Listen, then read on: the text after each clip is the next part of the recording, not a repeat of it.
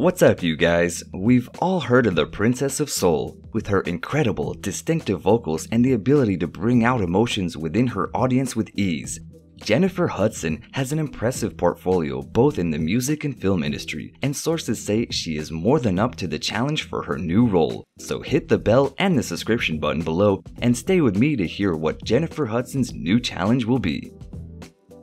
At the age of 21, Jennifer Hudson, like many of America's favorite stars, started her career on the third season of American Idol. She wowed the judges with her rendition of Share Your Love With Me by Aretha Franklin, receiving positive feedback from the judges, yes, even from Simon Cowell, and 3 yeses, which meant that she was progressing to the next round of the competition. And for her performance of Circle of Life by Elton John, she received the highest amount of points in the top 9. However, 2 weeks later in the top 7, Jennifer was eliminated from the show. Her elimination, however, did not come without controversy. Elton John, who had been rehearsing with the contestants as they sang his songs, stated that there was something incredibly racist about the voting on American Idol. He said that the 3 singers that he seemed to be the most impressed with happened to be black, young female singers, and they all seemed to be landing in the bottom 3. In May of 2010, the Los Angeles Times claimed Hudson to be the 3rd greatest Idol contestant in the show's history, placing her behind the winner of Season 1 Kelly Clarkson and the winner of the 4th season Carrie Underwood. So here you guys have it, Jennifer Hudson is proof that you don't always have to win to make it. Despite coming in 7th, Jennifer's career did not suffer one bit. It did the complete opposite. She featured on the song The Future Ain't What It Used to Be by Meatloaf, which was on his album Bat Out of Hell 3, The Monster Is Loose. However, Hudson's big break came when she was cast as Effie White in the movie adaptation of the musical Dreamgirls, and in the movie, she got to star alongside household names such as Eddie Murphy, Jamie Foxx, and Beyonce Knowles. Yes, Queen Bee and Jennifer Hudson appeared together in a movie. So much talent in just one movie seems unreal, but just wait until you hear about the cast of Aretha Franklin biopic. The critics went crazy for Jennifer's portrayal of Effie White in the movie. The New York Observer said that the role had catapulted Miss Hudson into frontrunner for Best Supporting Actress Oscar. For her role, Jennifer won 29 awards, including a Golden Globe, a BAFTA award, and an Academy Award. Talk about a film debut. I personally can't think of a more iconic debut, not only in film, but also in her music career.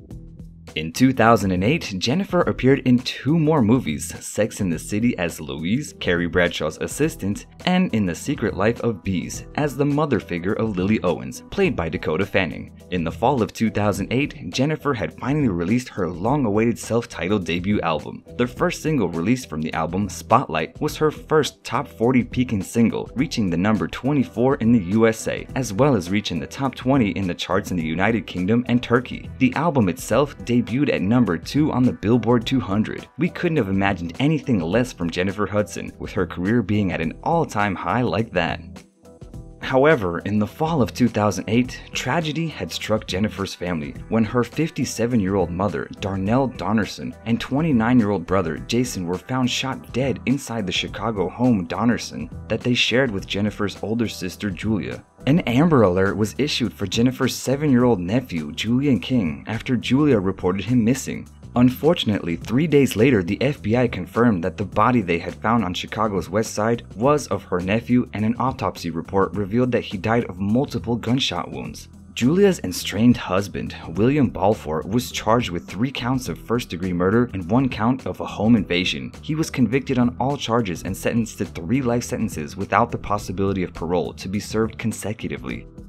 Jennifer stayed strong, and in February of 2009, she performed the American National Anthem at the Super Bowl, her first appearance since the tragedy. That year, she also toured with Robin Thicke and sang Will You Be There at the Michael Jackson Memorial in July, and featured on Ne-Yo's album Because of You. She also released her Christmas album, Jennifer Hudson, I'll Be Home for Christmas. It seems that in the case of Jennifer, keeping busy was key, and being a strong woman that she is, Jennifer powered through. 2010 marks the year of Jennifer's transformation that we all remember. She became a spokesperson for Weight Watchers and stated that that year she had lost 56 pounds, which is about 25 kilos. Jennifer also said that she did not want to lose any more weight. Later on an episode of The Oprah Winfrey Show, she revealed that she had lost a total of 80 pounds. She went from a size 16 to a size 6, and her determination to do that is incredible. I don't know about you guys, but I wish I had such motivation to change things about my own life like that. In 2011, Jennifer released her second studio album, I Remember Me, which, similar to her first album, peaked at number 2 on the Billboard 200. And with the first single, Where You At, which was written by R. Kelly and produced by Harvey Mason Jr., the single hit a peak at number 10 on the charts. Balancing her music and acting career seemed to be Jennifer's specialty, and between 2012 and 2014, Jennifer appeared in 4 more films, as well as appearing on several episodes on Smash. After the death of Whitney Houston, Jennifer paid tribute to the singer, who she called one of her inspirations by singing Houston's iconic song I Will Always Love You at the 54th Grammy Awards ceremony. 2013 also saw Jennifer, being the star that she is, be awarded with a star on the Hollywood Walk of Fame, and in 2014 she released her third studio album titled J Hud, which was described as an upbeat and soul dance album. She worked with many household names on the album, including Timbaland, Pharrell, and R. Kelly. Jennifer also took time to return to her roots of talent shows by appearing on The Voice UK seasons 6 to 8 as a coach, and later on The Voice US seasons 13 and 15, once again as a coach. And in 2017, Jennifer also made her Broadway debut in the musical The Color Purple, alongside Cynthia Erivo and Danielle Brooks. Music, film, and now theater, is there anything that Jennifer Hudson can't do? Most recently, Jennifer had an interview where she talked about the live-action movie Cats, which is a film adaptation of the well-known and loved musical by Sir Andrew Lloyd Webber. Jennifer played the role of Grisabella and got to sing probably one of the most well-known songs from any musical, Memory. In 2018, it was revealed that Jennifer will be playing Aretha Franklin in an upcoming biopic about the singer, which is titled Respect and directed by Lizelle Tommy. And in the movie, she will star alongside such household names like Forrest Whitaker, Audra McDonald, Marlon Wayans, and Mary J. Blige. Now what a cast! The movie directors ensured that they had Hollywood's finest appearing in a movie about one of America's beloved singers.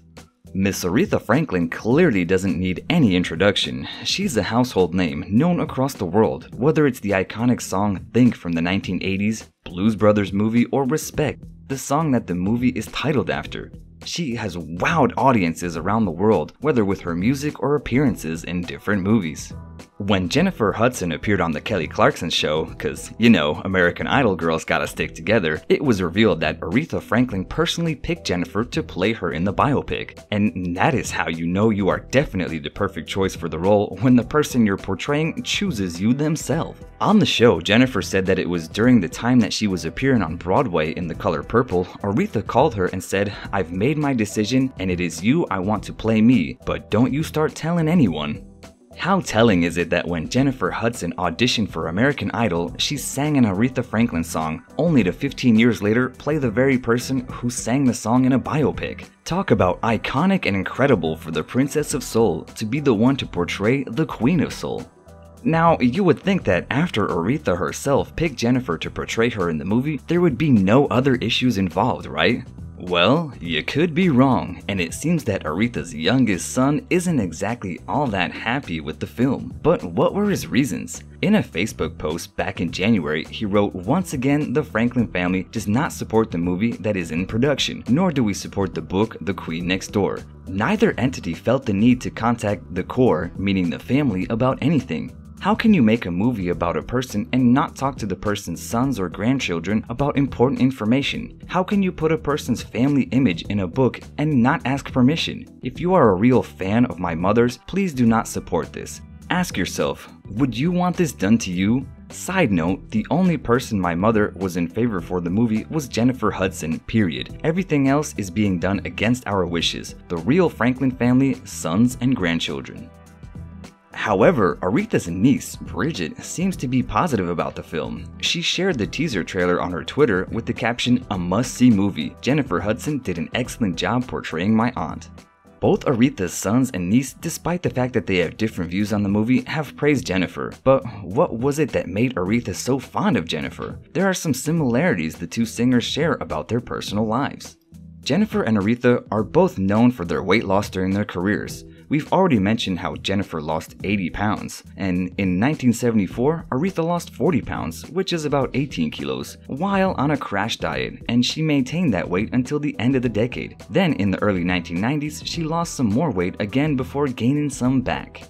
And sadly, both singers suffered tragedy in their families. In 1979, while Aretha was performing at the Aladdin Hotel in Las Vegas, when her father, C.L. Franklin, was shot at point blank in his house in Detroit. The police suspected that it was an attempted robbery, and there was no evidence or possible ulterior moves, and no arrest was ever made. He remained in a coma for the next 5 years until his death in 1984. However, as it is clear in the careers of both singers, they were strong women who powered through and continued doing what they do best, making their loved ones proud and conquering the world of entertainment.